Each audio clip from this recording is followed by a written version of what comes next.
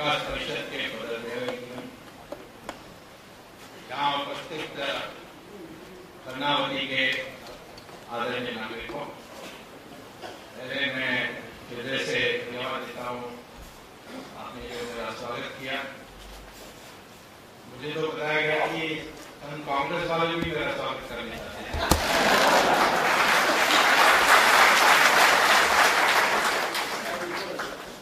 परंतु विरोध में आए, मीटिंग को डिस्टर्ब करने के लिए आए। हमारे देश आज भी लोकतंत्री देश है। मैंने सोचा कांग्रेस वाले इमरजेंसी से सबक सीखा होगा, लगता है कि एक और बार उनको सबक सिखाना पड़ेगा।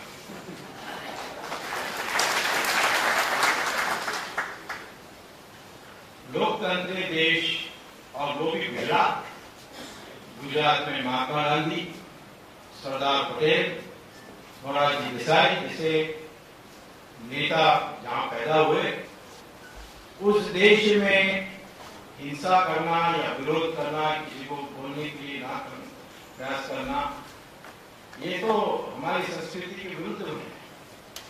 और तो मैं बहुत पहले से कहते आया हूं, नेहरू परिवार को गुजरात पसंद नहीं है। क्यों? क्योंकि वो समझते हैं कि उनका जन्म सिद्ध अधिकार है इस देश में राज करने के लिए, और ये गुजराती बीच में आ जाते हैं राज को ले जाने के लिए।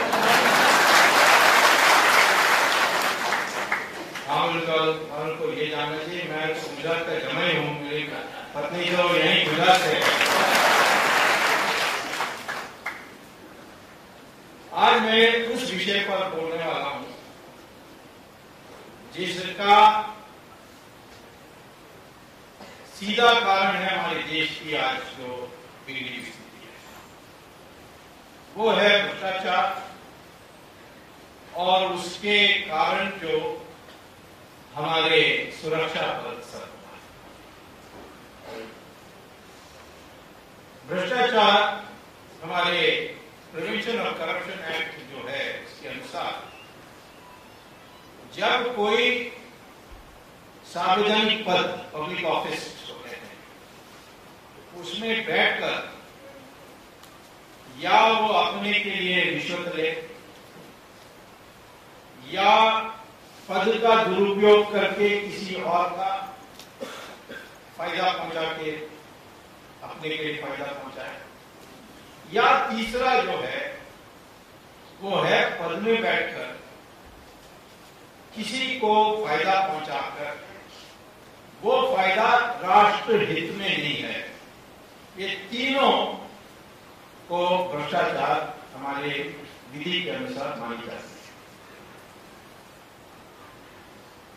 अब मनमोहन सिंह ईमानदार व्यक्तिगत हो सकते हैं, परंतु पद में बैठे हैं, कोयला का ब्लॉक किसी को दे देते हैं,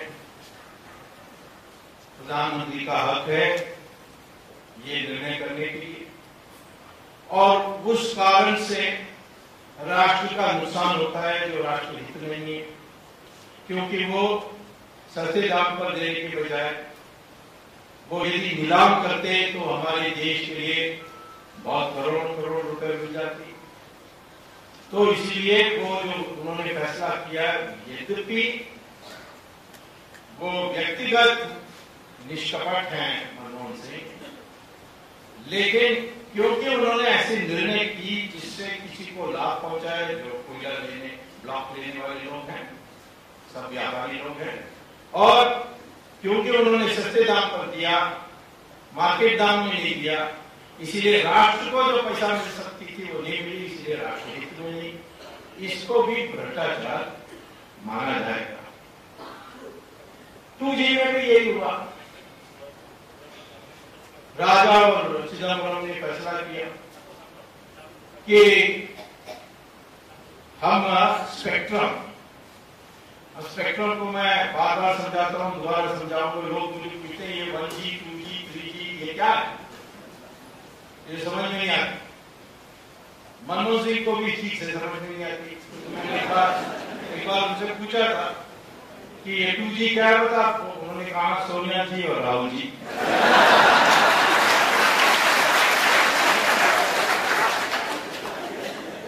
इसीलिए जब मैं 2G की बात करता हूँ तो कानून वाले बिगड़ जाते हैं, वो सोचते हैं कि मैं सोनिया जी और राहुल जी की बात कर रहा हूँ। जी माने जेनरेशन, जेनरेशन हिंदी में कहते हैं पीढ़ी। पहला पीढ़ी आई थी कॉर्डलेस फोन, उसमें आप बटन दबाओ, घंटी बजेगी वायर के बिना, और वाणी आकाश में आपकी वाणी वेव में जाती है, साउंड वेव्स। उसको 1G कहते हैं क्योंकि उसमें सिर्फ टेलीफोन कर सकते हैं। फिर दूसरा पीढ़ी आया मोबाइल फोन, फोन भी कर सकते थे, ईमेल भी भेज सकते हो, SMS भी भेज सकते हो, चित्र भी भेज सकते हो। उसका भी वाणी आपकी वाणी और ये चित्र या SMS सब जाती है साइकिल में, साउंड वेव में, पर उसमें ज्यादा साइकिल होते हैं। तीसरा पीढ़ी, उसमें आप टेलीफोन करो, दूसरे टाइम में फोन, दूसरी जगह में फोन उठाएंगे तो आपको देख सकते हैं, आप भी उनको देख सकते हैं, जैसे आमने सामने बात हो रही है। 4G आएगी, वो उसमें 10,000 पन्ने की डॉक्यूमेंट भेज सकेंगे। आज तो उतनी मोटी डॉक्यूमेंट नहीं भेज सकते। तो उसमें सब में इतना ही फर्क है कि जितना इंफॉर्मेशन भेजना है उतनी ज्यादा साइकिल चाहिए, और उसको आकाश में जाते कारण उसको टक्कर ना हो, इसलिए उसको बांट देते हैं, चैनल बना देते हैं। उस चैनल का नाम है स्पेक्ट्रम। और इसमें शुरू में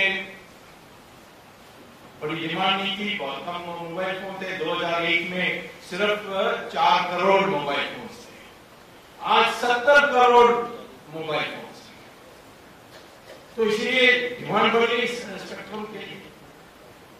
लेकिन राजा चिदम्बरम ने फैसला किया कि दाम हम 2001 के दाम पर बेचेंगे, जो 1/10 था उस समय का। 2008 में दाम 10 गुना ज्यादा हो गया था, डिमांड बढ़ गई थी। और उस दाम, सस्ते दाम पर बेचा, झूठा बोल दिया कि हम अपने टैरिफ को कम करने के लिए हमने दिया, परंतु ये सारी कंपनी जिनको मिली स्पेक्ट्रम, उन्होंने फिर मार्केट में विदेशी कंपनी को बेच दी 8 गुना दाम पर। यदि हमारी सरकार उसकी नीलाम करती तो 1,76,000 करोड़ रुपए और मिल जाती ये CAG का। तो इसलिए मैं सुप्रीम कोर्ट गया, कहा ये राष्ट्रहित में नहीं। तो सुप्रीम कोर्ट ने मेरी बात सुनी और सारी लाइसेंस को कैंसिल कर दी। कैंसिल करने के बाद कहा कि नीलाम करो। अब कांग्रेस के लिए बड़ी प्रॉब्लम हो गई, क्योंकि ये सारी कंपनी कहने लगे कांग्रेस वालों को, कांग्रेस मंत्रियों को, हमने तो मार्केट दाम दे दिया, आपको दे दिया, अब दोबारा नीलाम करके दोबारा मार्केट दाम देना है, तो ये रिश्वत को वापिस करो। तो कांग्रेस वालों को पसीना निकल रही है। और जब आज जो नीलाम की ये फैसला हुई है, उसमें DOT की डिपार्टमेंट टेलीकॉम की डिपार्टमेंट ने एस्टिमेट किया है कि रेवेन्यू कितने मिलेगी, 7 लाख करोड़ रुपए। 1,76,000 करोड़ नहीं, 7 लाख, क्योंकि 4 साल और बढ़ गए, डिमांड भी बढ़ गई। अब कपिल सिब्बल कहते हैं ये 0 है। मुझे किसी ने कहा कि इसको डांटो बात, उसको दोष मत दो, क्योंकि वो 0 से आगे गिन नहीं सकता।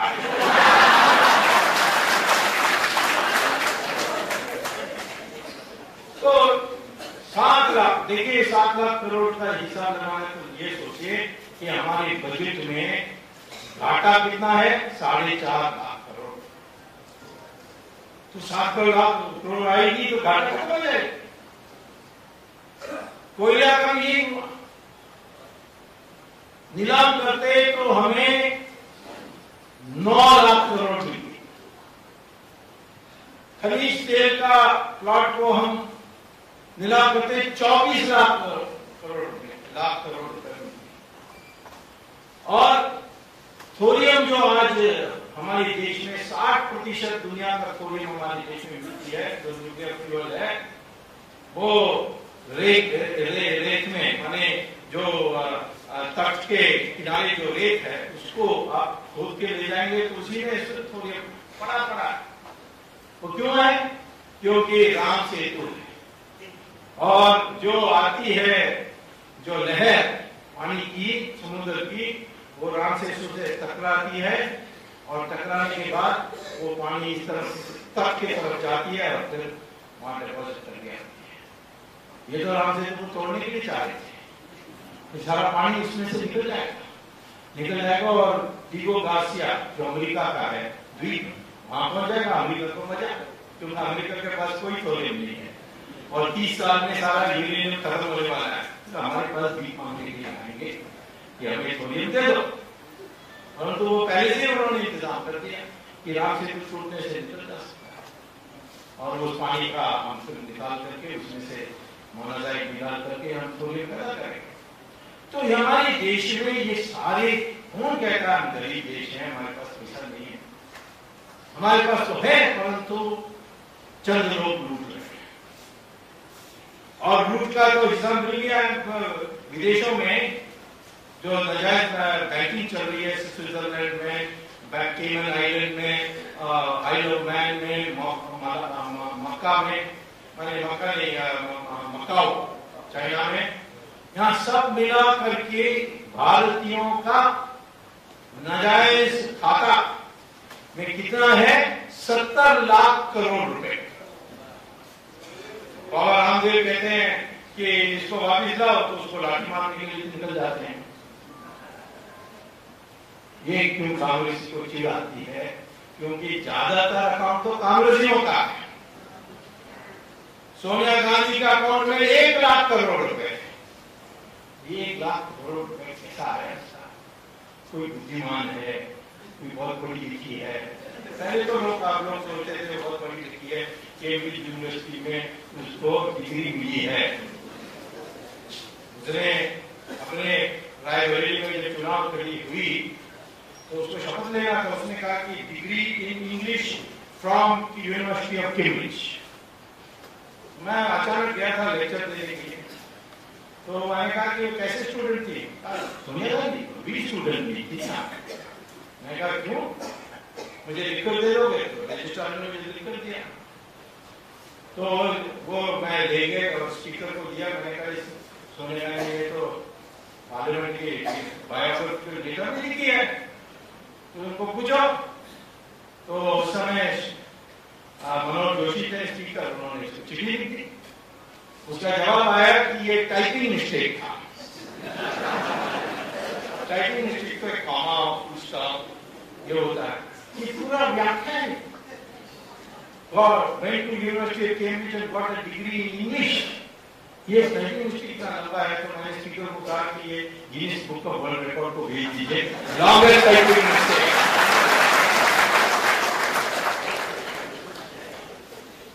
तो इसको 1 लाख करोड़ कैसे मिली?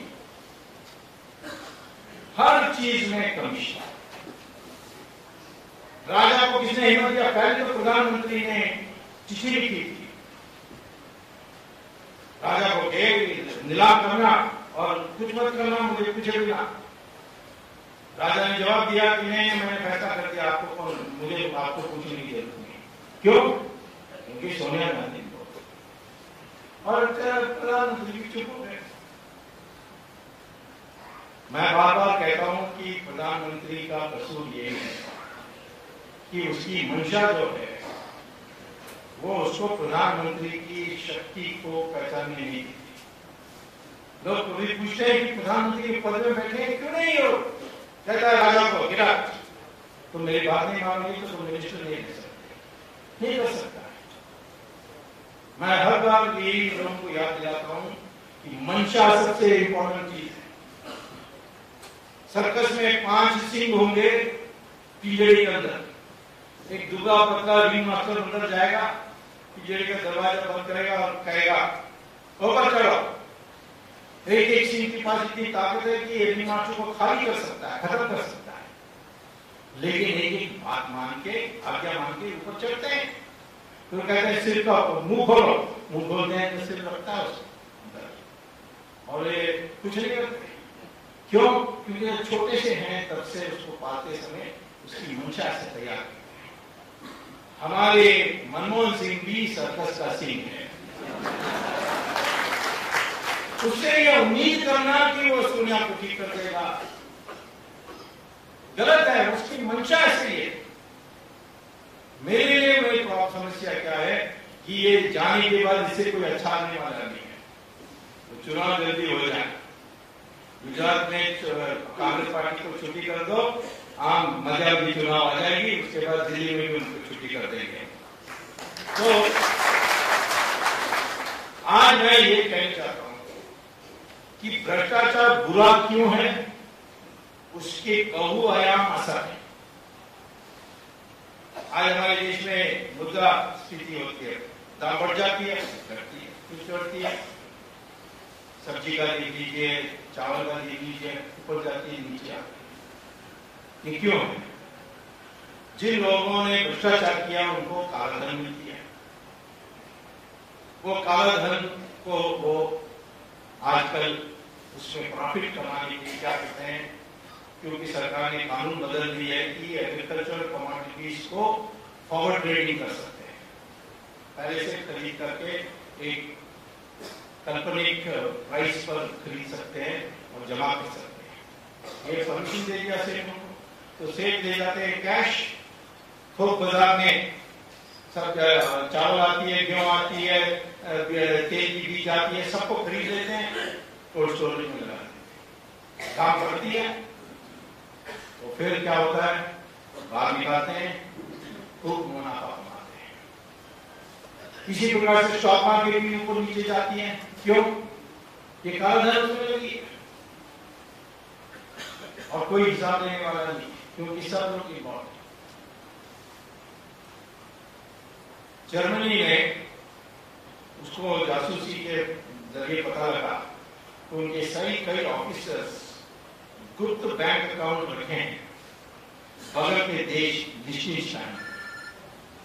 तो उन्होंने लिechtenstein को कहा कि आपके बैंक जो है उसमें हमारे ऑफिसर्स की खाता है नजायज, उसका डिटेल दे दीजिए।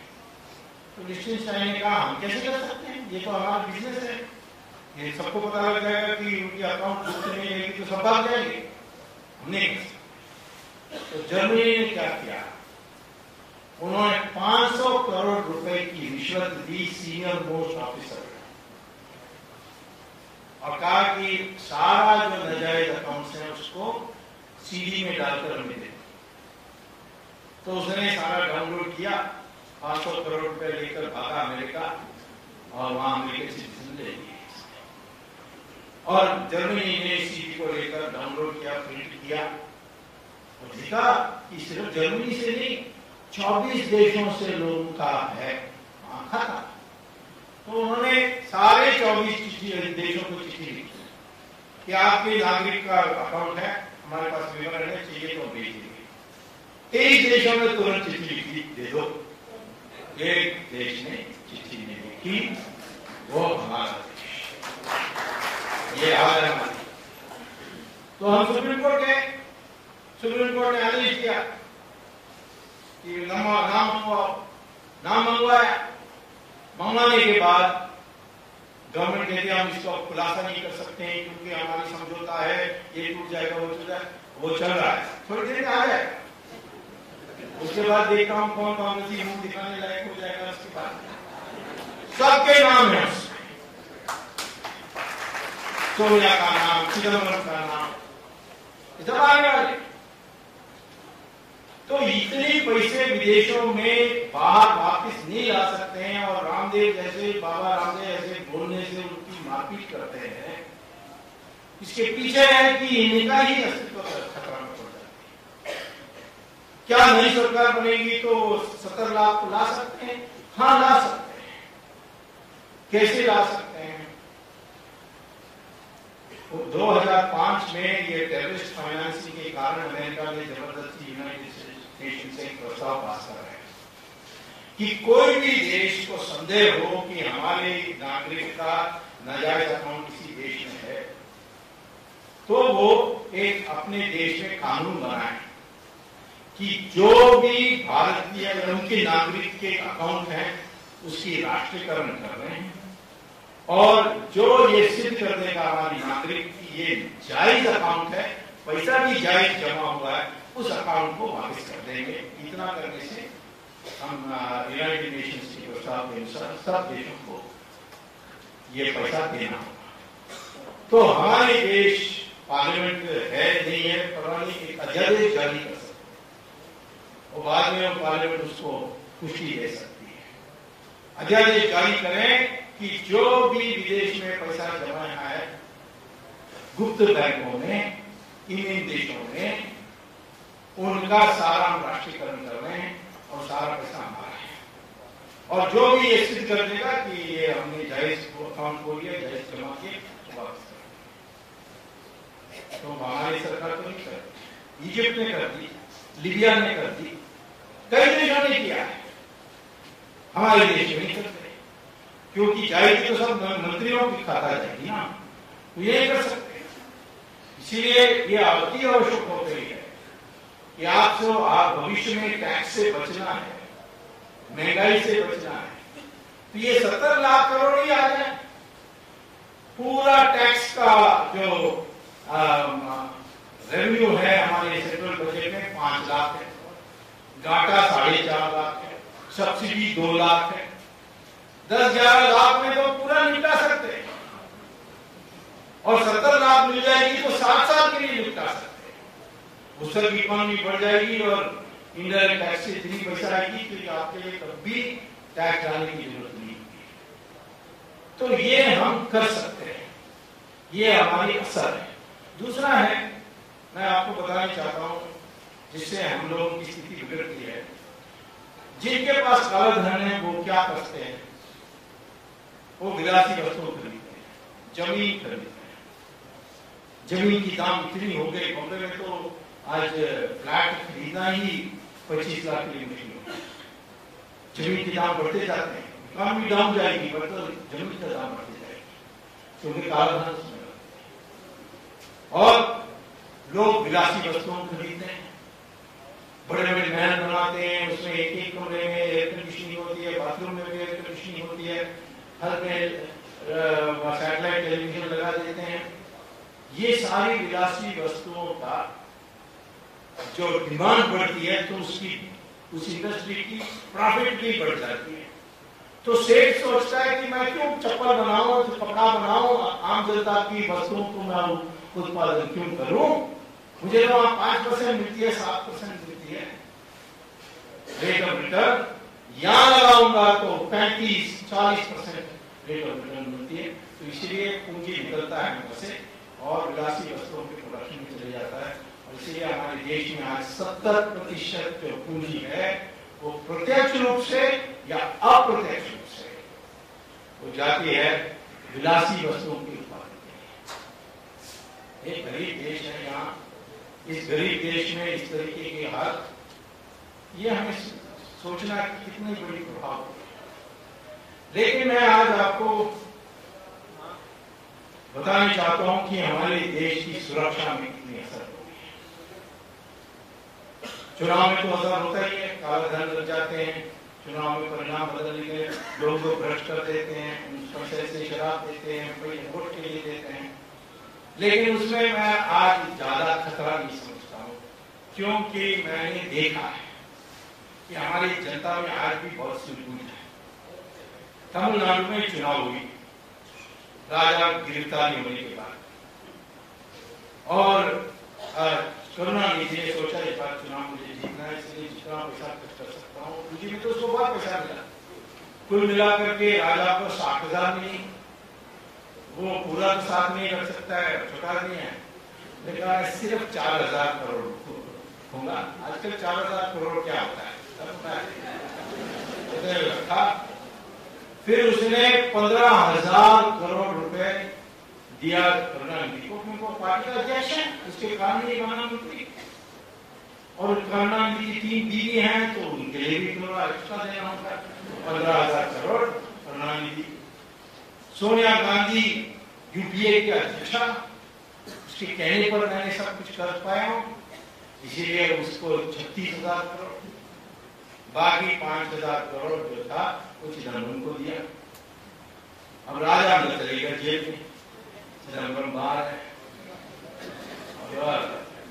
कोई बात नहीं, मछली फिसलेगा तो दोबारा तो पकड़ूंगा, राजा से नीचे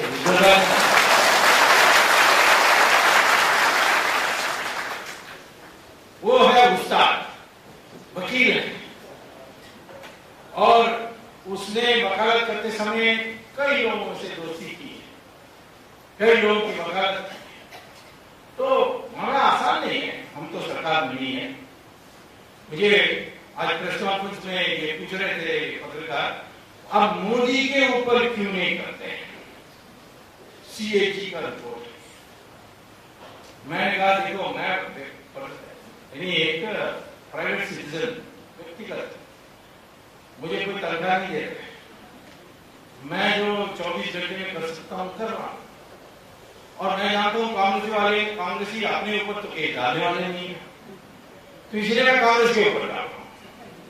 पर कांग्रेस के पास CBI, enforcement directorate, RAW, IB, दुनिया भर के गुप्तचर विभाग हैं और सबको तनख्वाह मिल रही है, उनसे क्यों नहीं कहते हैं कि सीएजी पर, मोदी पर केस डालें?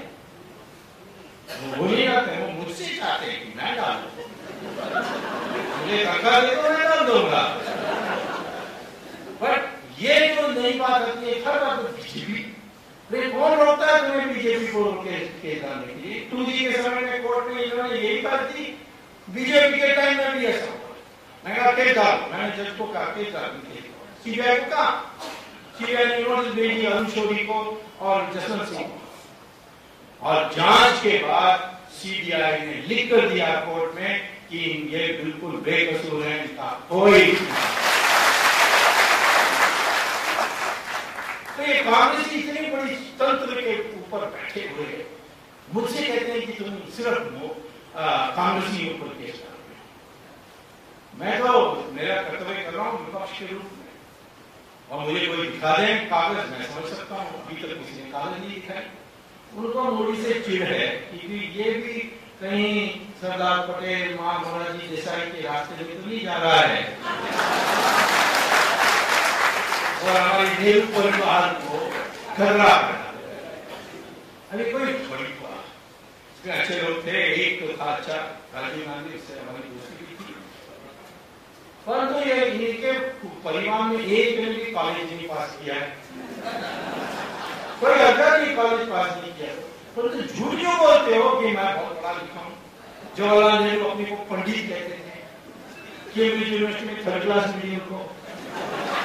पंडित किसी को कहना है तो डॉक्टर अम्बेडकर को पंडित कहना चाहिए। पीएचडी मिली उनको कोलंबिया से, बैरिस्टर लॉ बने लंदन में, 1st क्लास, फर्स्ट आए सब जगह, उसको हम पंडित कह सकते हैं। जवाहरलाल नेहरू पंडित, इन सबको ये बनावटी है, यही है प्रॉब्लम। तो मैं आपसे ये कहता हूं कि आज ये जो भ्रष्टाचार का पैसा है, ये हमारी राष्ट्र की सुरक्षा के लिए बहुत बड़ा खतरा है। अब इसको कैसे ठीक करें तो दूसरी बात है, तो पहले सुन लीजिए, ये पैसा जो है थोड़ा ये जिसको मिलती है वो यहाँ रख लेता है, बाकी सबको विदेशी की बैंक में जमा करता है। कैसे करता है? हवाला वालों को देगा। हवाला वाले क्या करते हैं, यहाँ उनको बोली मिलती है, उनके जगह रख लेते हैं, और फिर वो हवाला वाला जाता है दुबई में वो टेलीफोन करता है अपना एजेंट को स्विट्जरलैंड में कि फलाना बैंक अकाउंट की पासवर्ड ये है, उसमें आप इतने $1 मिलियन जमा कर दीजिए, तो जमा कर देता है। और वो ये भी कहता है कि भाई वहां से कोई यहाँ पैसा लाना चाहता है तो मेरे पास रुपए पड़े हुए हैं, मैं दे सकता हूं।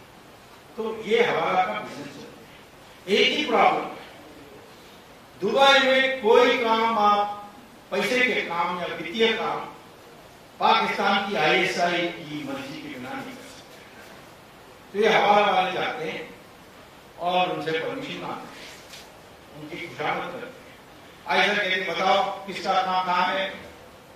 तो जो भी मंत्री है हमारे, जो भी प्रमुख व्यक्ति हमारे देश के, उसका खाता कितना है, कहां जमा हुआ है, कब जमा हुआ है, अकाउंट नंबर क्या है, सब जानते हैं। तो पाकिस्तान के साथ किसी हमारे मंत्री को हिम्मत होगी पाकिस्तान को कहने के लिए, अरे बच्चा तुम्हारे देश पर हम आक्रमण करेंगे, बमबारी करेंगे, ये कहने की किसी को हिम्मत है आज की सरकार।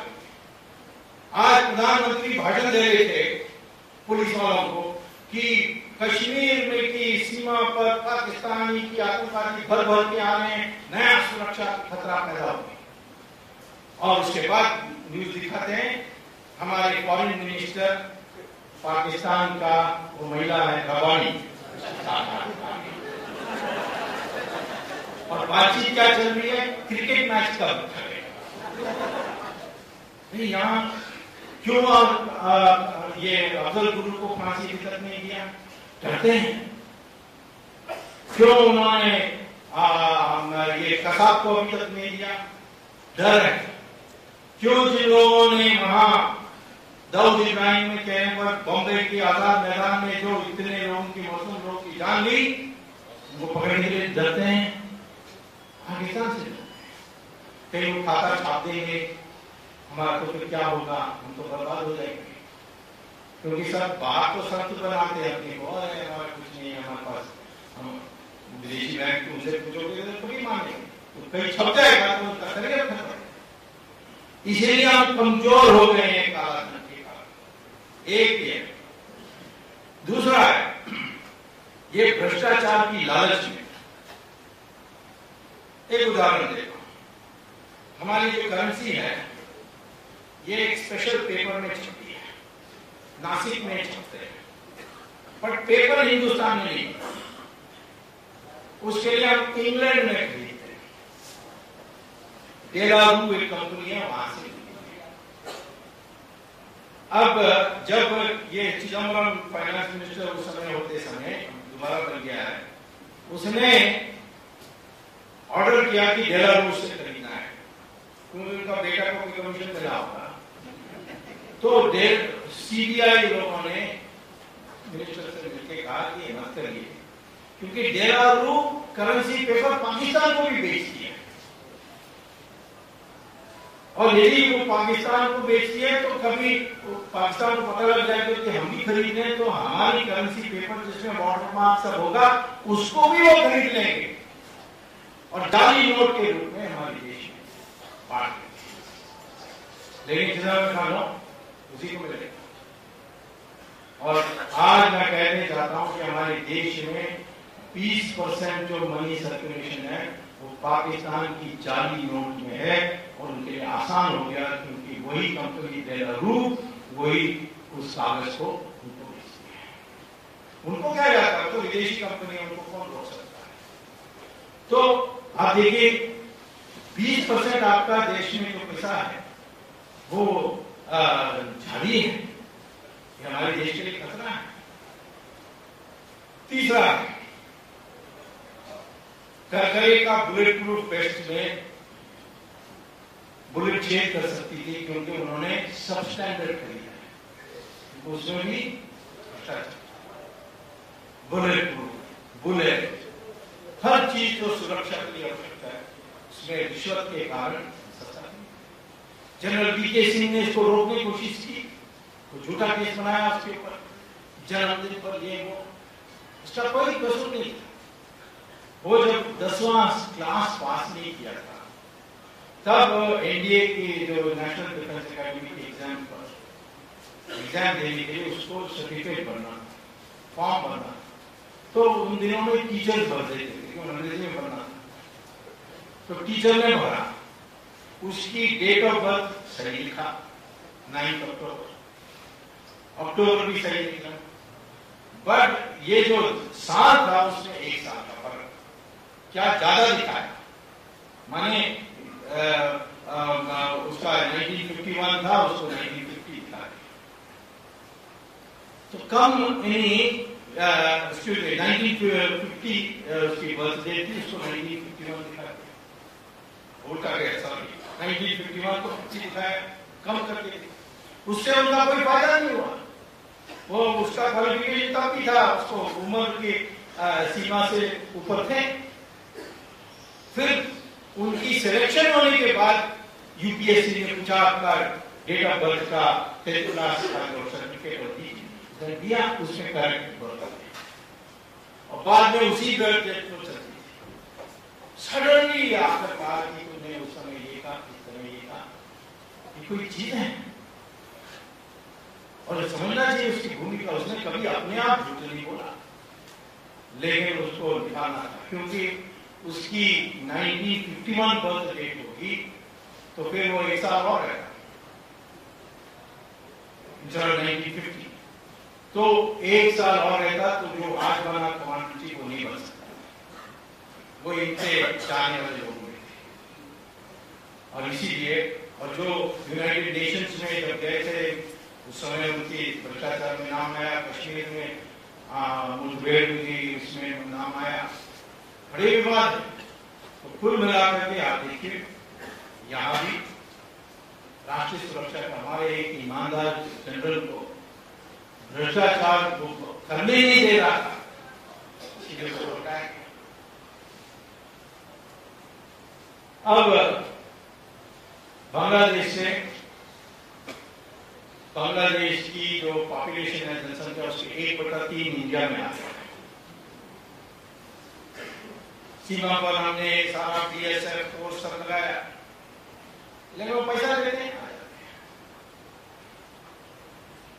आप उनके बाप भाई फ्रेंड्स लगा तो काट के आते, कोई रोकता नहीं। क्यों? पैसा के कारण।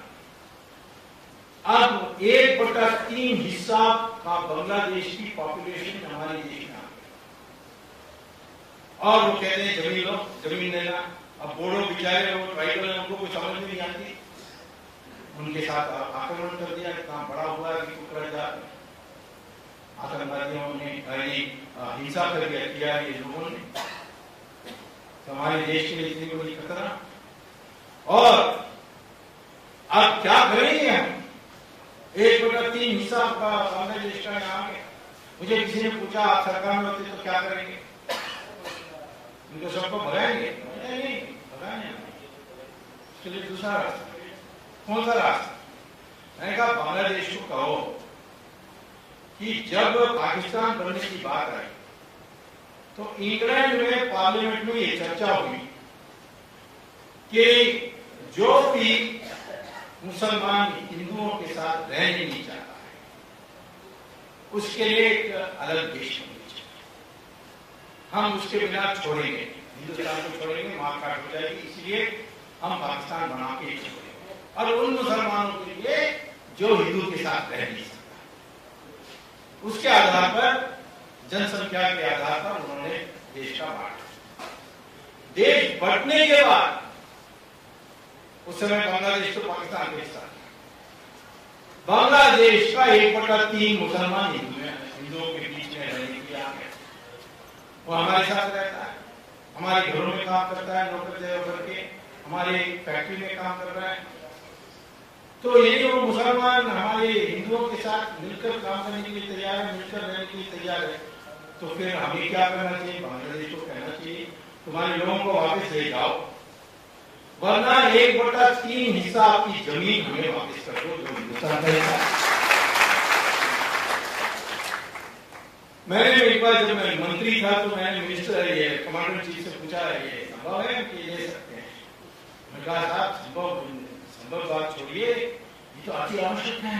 मैंने कहा क्यों? कहते हैं देखो आसाम जाना है तो हमें बंगाल से ऊपर जाना होता है और फिर वहां से आसाम की एक छोटी सी पट्टी होती है जिसको हम चिकन नेक कहते हैं, मुर्गा का गर्दन, क्योंकि ऊपर का चाइना है, नीचे बांग्लादेश, कभी भी काट सकते हैं और आसाम अलग हो जाएगा। तो इसीलिए हमें ये मिल जाए, हमारी बहुत आसान हो जाए, हम सीधा यहाँ से चले जाए। मैंने नक्शा देखा तो देखा कि सिलेट से खुलना का लाइन खींचेंगे तो जो जमीन ऊपर है बांग्लादेश का वही बटा 3 है। तो बांग्लादेश से कहना चाहिए या ले जाओ या हम फौज भेज देंगे सिलेट से खुलना और ऊपर सब काट के अपने आप ले लेंगे। ये करना परंतु ये नौबत आई इसके लिए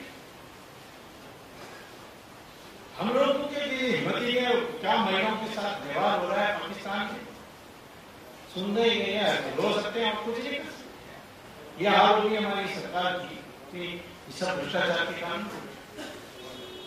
तो कौन सी बात पर हम चुप रहे हैं? आज आपको आश्चर्य होगा कि हमारे आतंकवादी लोग स्टॉक मार्केट में जा करके अपने पैसे लगा करके कमा करके फिर विस्फोट करते हैं। ये नेशनल सिक्योरिटी एडवाइजर जब थे एम.के. नारायण, उन्होंने अंतर्राष्ट्रीय कॉन्फ्रेंस में कहा तो सारे ओर से ये तो भ्रष्टाचार को मिटाना चाहिए। कैसे मिटाएंगे? 3 रास्ते हैं। एक, तुरंत कुछ कर सकते हैं। वो क्या कर सकते हैं? ऐसे यंत्र को लाओ जिसमें बाबू को अधिकार नहीं होता। जैसे पहले था रेलवे रिजर्वेशन में, आप जाओ स्टेशन मास्टर को सलाम करो, फिर से टिकट कलेक्टर को सलाम करो, ट्रेन में जो जा रहा है उसको सलाम करो और अपना नाम किसी से तरीके से बर्थ ले। आप सब कंप्यूटराइज हो गया तो इसीलिए बहुत कम संभावना है अभी थोड़ा, बट बहुत कम संभावना है। अब आप SMS भेज करके पता कर सकते हैं आपकी कंफर्मेशन हो गई या वेटिंग लिस्ट में नंबर कैसा ऊपर बढ़ा, ये सब पता। पहले जाकर चपरासी को देना था बख्शीश, तभी आपको फॉर्म मिलती थी सरकारी, आप तो ऑनलाइन डाउनलोड कर सकते हैं। इसमें बहुत कम हुई है इस तरीके से भ्रष्टाचार। और तो ये मूल भ्रष्टाचार की समस्या को समाधान नहीं करते। मूल तो वहां है नेताओं के बीच में जो सरकारी हमारे देश की साधन को लूट रहे हैं और देश को ऐसा नुकसान कर रहे हैं कि भविष्य में उठने के लिए मुश्किल हो जाए और हमारे देश भ्रष्ट देश बन जाएगी तो कोई भी देश जाके हमें खरीद सकेगा। तो इसीलिए अब सख्ती से पकड़ो तो हम प्रयास कर रहे हैं। आज भी मैं और मुझे और अन्ना हजारे से ये फर्क है। अन्ना हजारे तो अच्छे आदमी और उसका जो टीम है ना वो सब नक्सलाइट टाइप लोग हैं, उनसे मुझे थोड़ा मुश्किल होता है। वो कहते हैं जन लोकपाल आएगी तभी देश में भ्रष्टाचार मिटेगी। ये नहीं, आज के कानून में भी हम कर सकते हैं और हमने कुछ में करके दिखाया। कितने लोगों को बेल लेने के पहले जेल भेज दिया था और भी लाइन लगी हुई है। मैं तो छोड़ने वाला नहीं हूं, मैं तो सोने वाला नहीं हूं, फिर तक सबको अंदर नहीं भेज। अब आखिर में मुझे भी जो हमारे तंत्र है, लोकतंत्र का तंत्र है, उससे ज्यादा शक्तिशाली तो नहीं बन सकता। मैंने जज को कहा था कि चिदम्बरम को अंदर करो, क्योंकि कबूल हो गया है कि वो राजा मिलकर के फैसला की। जज ने साहब ने कह दिया कि आपने ये बताया नहीं कि ये इसकी आपराधिक मंशा, क्रिमिनल माइंड से इसने ये किया। मैंने कहा इसमें तो क्रिमिनल माइंड का सवाल ही नहीं था। हाँ, मर्डर में क्रिमिनल माइंड है। मैं गाड़ी चला रहा हूँ, कोई आ गया रास्ते में उसको मार दिया तो उसको मर्डर नहीं कहते, क्योंकि मेरा मंशा नहीं था उसको मारने। बलात्कार में पर भ्रष्टाचार एक प्रावधान है कि यदि आप पद में रहते हुए किसी को फायदा पहुंचाए जो राष्ट्र हित में नहीं है वो पर्याप्त। और उसमें तो था ही है, पद में था, उसने स्मार्ट टेलीकॉम और यूनिटेक को उन्होंने खूब कमाने के लिए मौका दिया और ये राष्ट्र हित में नहीं था, इसीलिए तो लाइसेंस कैंसिल हो गए। तो इसलिए उसको भेजना दिया। पर तो हमारे जो ट्रायल कोर्ट जज थे, जज सैनी, उन्होंने कहा नहीं। तो मैं गया सुप्रीम कोर्ट में। अब सुप्रीम कोर्ट में जो आश्चर्यजनक बात हुई जज ने फैसला दे दिया कि मैंने सिद्ध नहीं किया कि चिदंबरम ने रिश्वत लिया, मैंने सिद्ध नहीं किया कि चिदंबरम ने सत्ता पद का दुरुपयोग किया, इसीलिए हम डिसमिस कर रहे हैं। मैंने कभी कहा ही नहीं इसने रिश्वत लिया।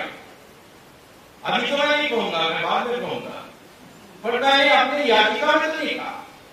मैंने याचिका में यह भी नहीं कहा कि पद का दुरुपयोग किया। मैंने इतना ही कहा कि वो पद में रहते हुए दो स्वान और यूनिटेक को फायदा पहुंचाए जो राष्ट्रीय हित में नहीं था, और राष्ट्रीय हित में नहीं होने के कारण वो लाइसेंस सारे कैंसिल हो गए। उस पर एक वर्ड नहीं बोला। तो मैंने दोबारा रिव्यू के लिए भेजा है, जरा पुनर्विचार करिए। और यदि वो जज नहीं माने कि नहीं मैंने कोई गलती नहीं किया, तो फिर मैं क्यूरेटिव पिटीशन में जाकर 5 जज के सामने बहस करूंगा।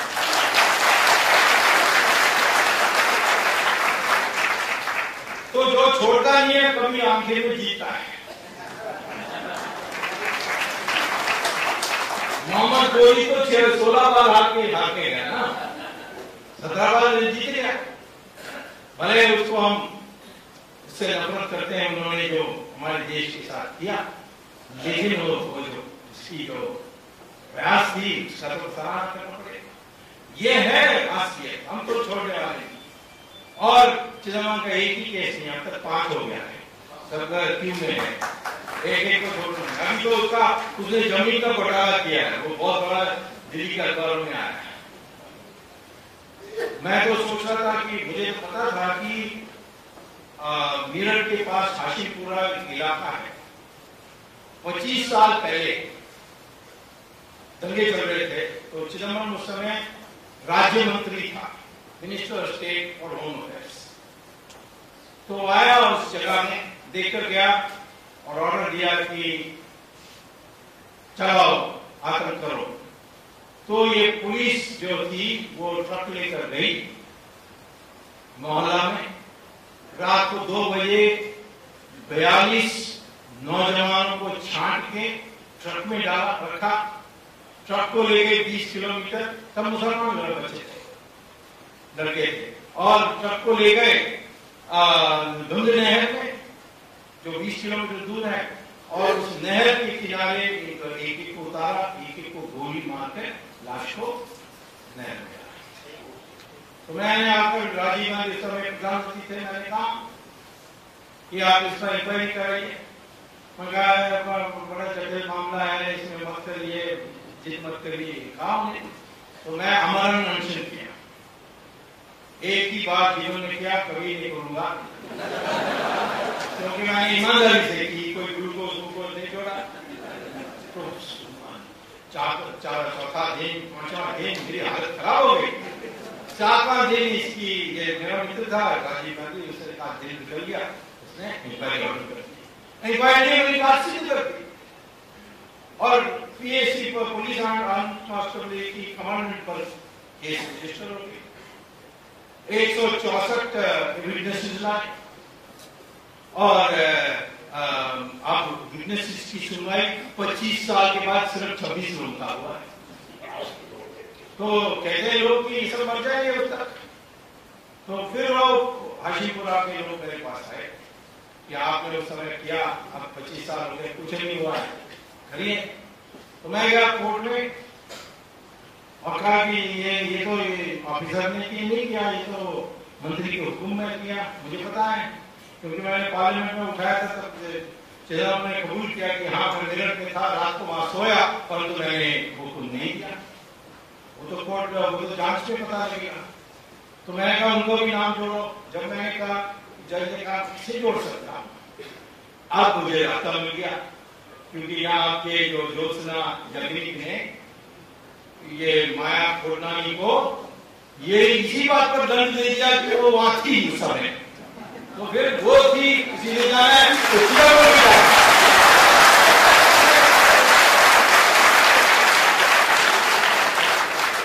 ये सारी बातों से कांग्रेस को बुरा लगता है, वास्तविकता है, उनके लोग ऐसे ही हैं। और इसने ये किया, इसके तो अब दूसरा एयरसेल मैक्सिस, वो भी एक सुप्रीम कोर्ट में मैंने जाना, उसका भी एक्टिव में है।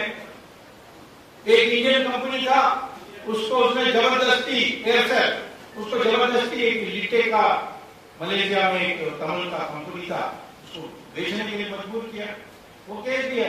तो मैं छोड़ने वाला नहीं हूँ, परंतु वहां कांग्रेस में सब जानते हैं कि चिदम्बरम जाने के बाद स्वामी का निशाना वहां होगा, विष कन्या। इसीलिए वो चिदम्बरम को आगे रख के बचाने में लगे। अब मुझे कोई लोग मुझसे नाराज हो जाते हैं कि तुम सोनिया का इतना क्यों बुराई करती है, बेचारी साड़ी पहनती है, टीका लगाती है, भोग बन जाती है। तो मैं सबको रामायण याद दिलाता हूं कि जब रावण आया सीता को उठाने के लिए, वो रावण के रूप में नहीं आया, वो भगवा कपड़ा वेश में आया और सीता उसमें गुमराह हो गई। तो मैं उसको पाठ को सीखकर मैं सोनिया की साड़ी से कोई गुमराह नहीं होने वाला हूं। विदेश में चली जाती है, किसी को पता ही नहीं क्यों, क्या बीमारी है, छिपाने की क्या जरूरत है। मुझे पता है, लोग कहते हैं तुम बताओ, मैं कहता कैसे दूसरे की बीमारी बता सकता हूं। और तू जाती आती किसी कांग्रेस को नहीं पता, कांग्रेस वाले मुझसे पूछते हैं सोनिया कहां गई है। तो आज ये स्थिति है हमारी देश। एक प्रधानमंत्री भीष्माचार्य जैसे मैं विवश हूं, जब द्रौपदी का साड़ी खींचा जा रहा था तो इन्होंने कहा मैं विवश हूं, मैं कुछ नहीं कर सकता। ये याद निकल गया। मुझे भी वो कहते हैं, जब मिलते हैं मुझसे कहते हैं कि मैं विवश हूं, मैं कुछ नहीं कर सकता। ये हाल प्रधानमंत्री की पद, ये 100 करोड़ लोग जनता की पद, उसकी हाल कर दी भ्रष्टाचार के कारण। तो मैं आपसे कहूंगा कि इसको मिटाने के लिए एक ही रास्ता है, दीर्घकालीन के। मैं मिटाऊंगा, केस में लोगों का अंदर भेजूंगा, नए लोग पैदा। आज हमारी संस्कृति खराब हो गई है, इसीलिए हम बेईमान होने लगे। एक जमाना था कि दुनिया से लोग आते थे, जैसे पासियन आया चाइना से, वास्को ड गामा आया स्पेन से, पोर्चुगल से, सब लोगों ने किताब लिखी कि ऐसा ईमानदार जनता दुनिया में है। रात को घर बाहर निकलते हैं तो घर को ताला नहीं लगा, घर में कोई सामान उसकी छोड़ दें तो वो पीछा करके वापस करते। ये हमारी प्रतिभा थी। धीरे धीरे ये हो गई कि हम दुनिया के सबसे बड़े देश माने जाते हैं। इसका पीछा ये है कि हमारी सनातन धर्म ने सिखाई थी कि पैसे के आधार पर समाज में प्रतिष्ठा नहीं बनेगी, त्याग के आधार पर बनेगी। इसीलिए अमेरिकन जो ये पूछते थे, आप ये भारतीय लोग महात्मा गांधी के पीछे क्यों जाते थे, क्यों? जब मैं पूछा, कहते हैं कि वो तो ठीक से कपड़ा भी नहीं पहनता है। उनके नेता इतने सजैव हैं, उनके धर्म गुरु satin gown, diamond necklace, Ruby necklace, चमका हुआ।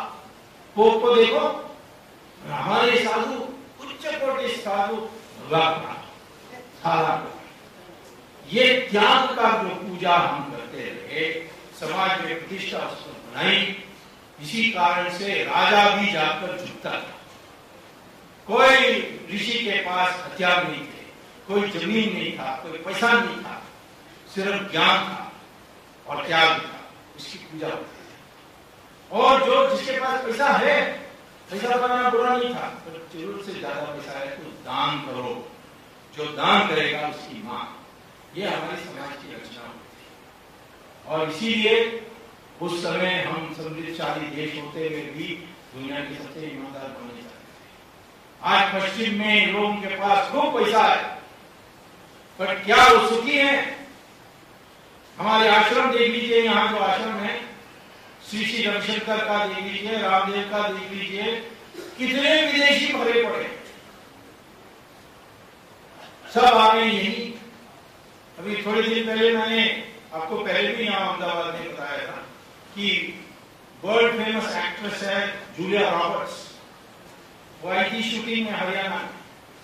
फिर आने के बाद उसने कहा कि मैं एक साधु से मिलने चाहती हूं, तो ले गए एक आश्रम और वहां उसने साधु को कहा कि मेरे पास millions and millions of dollar, इतने ऑस्कर मैंने पाए और तो मैं सुखी नहीं हूं, क्या?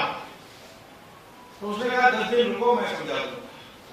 फिर उसने उसको प्राणायाम सिखाया, योगा सिखाया, फिर भगवत गीता का पाठ सुनाया, फिर वेद में क्या है, हमारे पुराण में क्या, उपनिषद में क्या, सब छोटी छोटी कथा करके उसको सिखाया कि जो भगवत गीता में स्पष्ट है कि इसमें जो भी करते हो उसमें आपका मोह नहीं होना चाहिए, मेरे कारण हो रहा है, और कोई अटैचमेंट नहीं होनी चाहिए। ये पाठ सब सीख कर वो बहुत सुखी हो गई।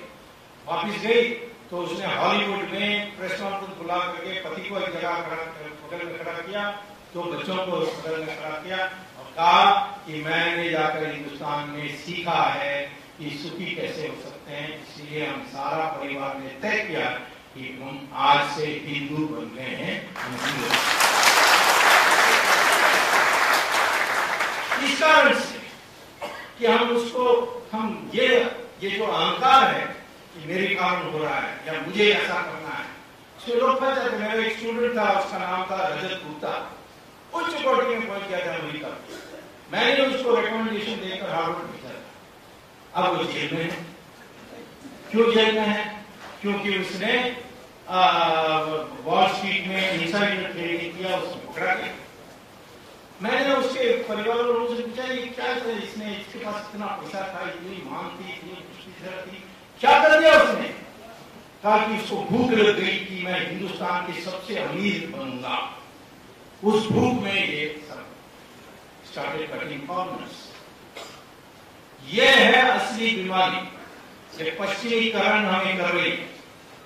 जिस दिन ये पैसा के आधार पर समाज की रचना होने लगेगी, फिर लालच आएगी तो भ्रष्टाचार। दीर्घकालीन के लिए हमें दोबारा वापस सनातन धर्म के रास्ते पर जाना है। इसमें मुसलमान और क्रिश्चियन को तो बुरा नहीं लगना चाहिए। मैं तो ऐसी कोई बात नहीं कह रहा हूं जो मैं कहता हूं कि शिव भगवान का पूजा को करना है, ऐसा तो नहीं कह रहा हूं। मैं कहता हूं कि ये पैसे के एक स्थान है, पैसे आवश्यक है, लेकिन उसको लक्ष्य नहीं बना सकते। यहाँ IIM स्टूडेंट से जब मैं पूछता हूं कि आप आए क्यों यहाँ MBA डिग्री के लिए, इतनी कॉम्पिटिशन के बाद कहते हैं अच्छी नौकरी मिलेगी, उसमें अच्छी कमाई होगी। मैंने कहा तुम्हें मार्केट की theory, operation research, finance theory, इसमें दिलचस्पी नहीं है, सब ठीक है, वो एग्जाम करने के लिए है, तो नौकरी अच्छी मिलेगी, दहेज भी अच्छा मिलेगा, MBA नाम मिलेगा। ये हमारी समाज की धीरे धीरे बन रही है, इससे हमें बचना चाहिए। इसीलिए भ्रष्टाचार मिटाने के साथ एक पुनरुत्थान हमारे देश में लानी पड़ेगी। इसीलिए मैं दोनों विषयों को जोड़कर कहता हूँ, भ्रष्टाचार मिटाओ और हिंदुत्व के गुण आओ। ये दोनों करेंगे तो हमारी समाज पहले जैसे हो जाएगी। मुसलमान और क्रिश्चियन को इसमें डरना नहीं है। एक तो उनका पूर्वज हिंदू है, जिस दिन वो मानेंगे वो हमारे परिवार का हिस्सा बन जाएंगे। यदि नहीं मानेंगे तो माने क्या कि वो गोली और गजनी उनका पूर्वज है, फिर तो उनके लिए अलग देश बनाया हमने। हमारे देश में एकता पैदा करने के लिए, एक नया हिंदुस्तानी पैदा करने के लिए, सात्विक हिंदुस्तानी नहीं, विराट हिंदुस्तानी, जो दुश्मन आपके ऊपर आक्रमण करेगा उसको मुंह तोड़ जवाब देने की हिम्मत रखने वाला हिंदुस्तानी, जो अपने देश की प्रतिष्ठा के लिए त्याग कर सकता है और उसकी पैसे की भूख अपनी आवश्यकता तक उसकी सीमित है, उसके बाद उसको कोई दिलचस्पी नहीं। ऐसे एक नवीन हिंदुस्तानी पैदा करने की आवश्यकता है और ये आगे करेंगे तभी समाज बच सकती है। नहीं तो दूसरे समाज भ्रष्टाचार में मिट गए थे, इसे हम भी मिट जाएंगे। धन्यवाद, नमस्कार।